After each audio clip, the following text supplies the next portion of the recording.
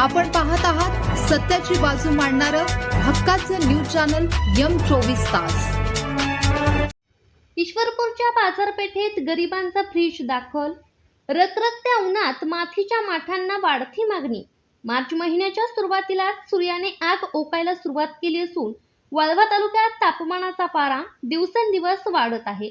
या कडाक्याच्या उन्हात सर्वसामान्यांच्या घशाची तहान भागवण्यासाठी आता ईश्वरपूरच्या बाजारपेठेत गरिबांचा फ्रीज म्हणून ओळखले जाणारे मातीचे माठ मोठ्या प्रमाणात दाखल झाले आहेत।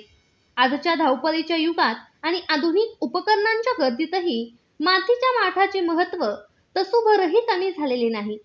ईश्वरपूर शहरात सध्या मातीच्या डेऱ्यांना आणि रांजणांना नागरिकांकडून मोठी पसंती मिळत आहे। फ्रीजमधील अतिथंड पाण्यामुळे होणारे घशाचे विकार टाळण्यासाठी आरोग्याबाबत जागरूक असलेले नागरिक आता मातीच्या माठाकडे वळताना दिसत आहेत। ईश्वरपूरच्या मुख्य बाजारपेठेत कुंभार बांधवांनी विविध आकाराचे आणि नक्षीकाम केलेले माठ विक्रीसाठी आणले आहेत।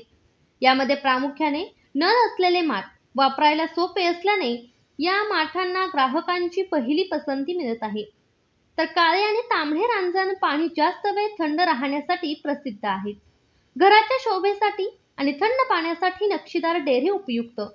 फ्रीजचे पाणी जरी थंड असले तरी मातीच्या माठातील पाण्याला एक वेगळीच चव आणि सुगंध असतो। आरोग्यासाठी हे पाणी गुणकारी असल्याने दरवर्षी आम्ही मातीचा नवीन माठ खरेदी करतो असे स्थानिक ग्राहक सांगतात।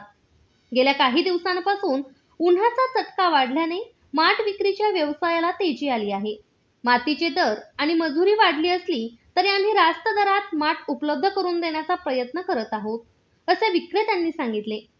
उन्हाळा जसजसा वाढत जाईल तसतशी ही मागणी अधिक वाढेल अशी अपेक्षा व्यापारी वर्ग व्यक्त करत आहेत। ब्युरो रिपोर्ट M24 तास न्यूज, वाळवा, ईश्वरपूर।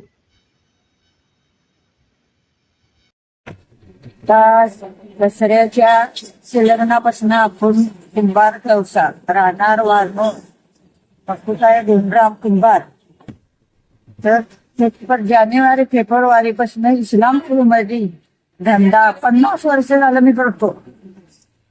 आतापर्यंत करतो तर आता सुरुवात झाली धंद्याची। आता महिना झाला थोडं थोडं होतं, आता थोडं थोडं चालू झालंय